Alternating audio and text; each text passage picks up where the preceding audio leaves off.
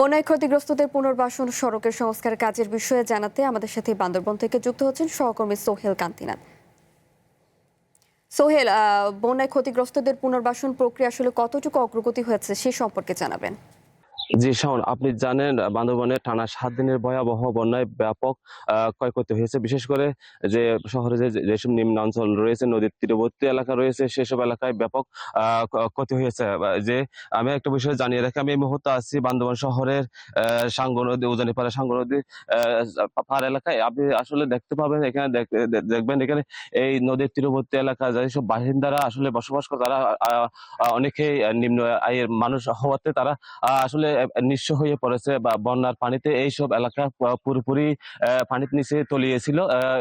পানি নেমে যাওয়ার সাথে সাথে আসলে ক্ষয়ক্ষতির চিহ্নগুলো বেশি উঠতেছে। আমরা দেখেছি এখানে অনেকের বসতঘর আসলে বিলীন হয়ে গেছে। আমরা এসে দেখছি এখানে অনেক বসতঘর ছিল বিগত সময়ে, কিন্তু এখন দেখা যাচ্ছে অনেক বসতঘর নেই। আর যেসব বসতঘরগুলো রয়েছে সেগুলো আসলে থাকার অনুপযোগী অবস্থায়, অনেকটা জরাজীর্ণ অবস্থায় বলা চলে। তার যেহেতু ভয়াবহ বন্যায় মুহূর্তে পানি উঠে গেছিল, সে কারণে যারা বন্যা কবলিত বাসিন্দারা রয়েছে তাদের বসতঘরে যেসব মালামাল ছিল এবং জিনিসপত্র ছিল সেগুলো বের করতে পারে না, যার কারণে ব্যাপক ক্ষতির মুখে পড়ে এই যে বন্যায় কবলিত বাসিন্দারা। আমরা দেখেছি বন্যা থেকে শুরু করে বন্যা পরবর্তী সময়ে জেলা প্রশাসন, বিজিবি থেকে শুরু করে এখানে যেসব স্বেচ্ছাসেবী সংগঠন রয়েছে এবং জেলা বিএনপি থেকে শুরু করে আমরা এখানকার যে দুইজন স্থানীয় সংসদ সদস্য রয়েছে, সাসিংপুর জেরু অ্যাডভোকেট মাধবী মারমা, তারা ত্রাণ কার্যক্রম চালিয়েছিল এবং এখনো পর্যন্ত ত্রাণ কার্যক্রম অব্যাহত রয়েছে।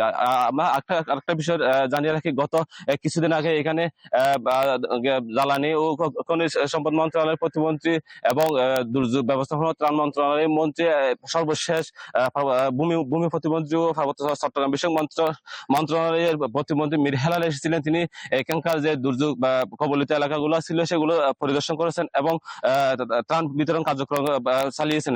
সর্বশেষ তিনি ত্রাণ বিতরণ পরিচালনাকালে তিনি বলেছিলেন আসলে এখানকার যে বন্যা কবলিত মানুষরা রয়েছে তাদের তালিকা করা হচ্ছে, শুধু তারা এখানে ত্রাণ দেওয়ার জন্য আসে নাই, তাদেরকে যেসব ক্ষতিগ্রস্ত বাসিন্দা রয়েছে তাদের ক্ষতিপূরণ দেওয়ার জন্য, তাদেরকে পুনর্বাসন করার জন্য তারা মূলত এসেছে।